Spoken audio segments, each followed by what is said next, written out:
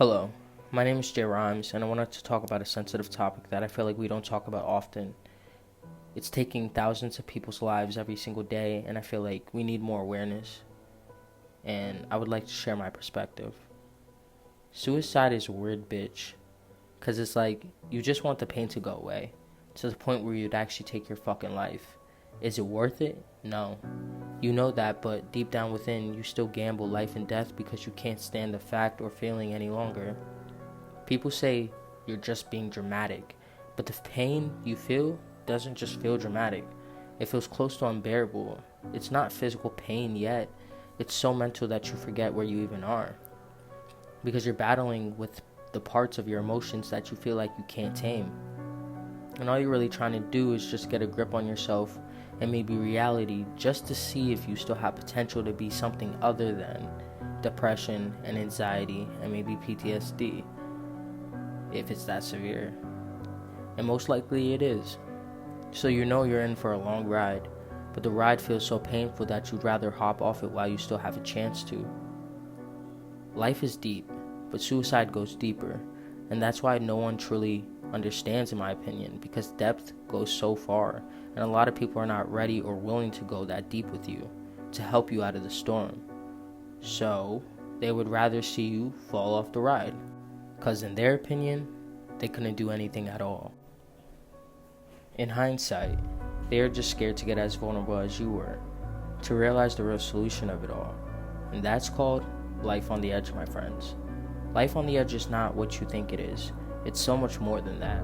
For instance, people drinking to the point of inebriation, or cutting yourself every day to feel something, or driving fast 100 miles per hour when you know you could literally die in a blink of an eye, or risking all your life savings to gamble everything you ever worked for.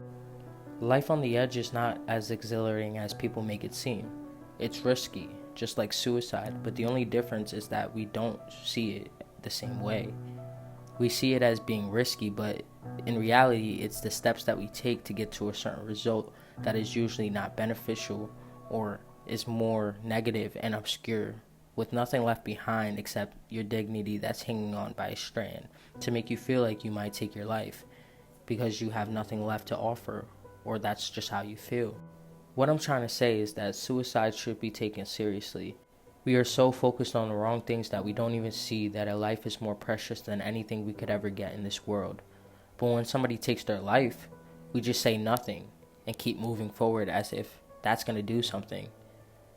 We have to stop and reflect, because there's a why to every question. Why did this person take their life? And the answer is truly simple. They couldn't find a way out of the pain that they were feeling, to the point where they took a risk they gambled with for probably a long time, not realizing that when they did so, that would be the end of everything. See, mental health is not a joke. Sometimes people just can't think that far into reality. The capacity to feel more pain about their decision would break them inside. And it did. But overthinking it would be roadkill. That's why they move impulsively, to take some of the pressure away from the decisions that they make, to just feel what they would call totally free. But it's not free, because they had to pay with their life. That's why I'm even talking about this, because these are some of the thoughts that run through my brain. I've been in and out of mental hospitals since I was 15 until now. I don't want to take my life now, but I do want people to know that it's real. It's not fabricated. Just because you can't feel what someone else feels doesn't mean it's not valid.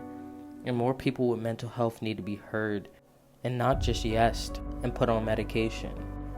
Medication, especially Western medication, is just a placebo to cause numbness inside, thinking that everything is getting better, making people think that things are truly changing, but in reality it's just suppressing the emotional state. So when they miss a dose or two and feel like they can do anything and accomplish the world again, that's when you already lost them. That's why people say they would never expect somebody to get that far. But in reality, you can't get people's hopes up, because that's the real killer. Not saying that medication doesn't work at all, just saying it's also a gamble. But that gamble is something we have to take into consideration. We give people medication and no wonder why they say they're fine. But after we put them on it, no one asks further questions. It's like that was the solution. In reality, it's a lot deeper than that. It's a lot deeper than anybody knows.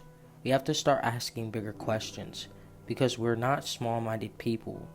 We're humans. More than that, we're spiritual beings that feel a lot and have a lot of complex emotions surging through our blood. But no one cares. And that's the problem. And when something's different about you, we put so many stereotypes and labels onto one person to feel so alienated, it drives them to such matter.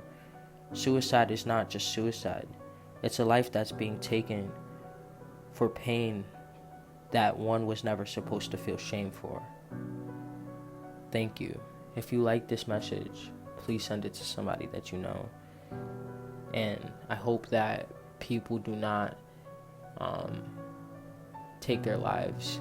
And I wish that wasn't the case. And I just want to say that I respect everybody and love everybody because life is hard. But this is like a real serious matter because life is getting harder. It's not getting any easier. And I feel like if we just educated ourselves more, we could help a lot more people in this world. And you're not alone. Just know that you're not alone. Thank you.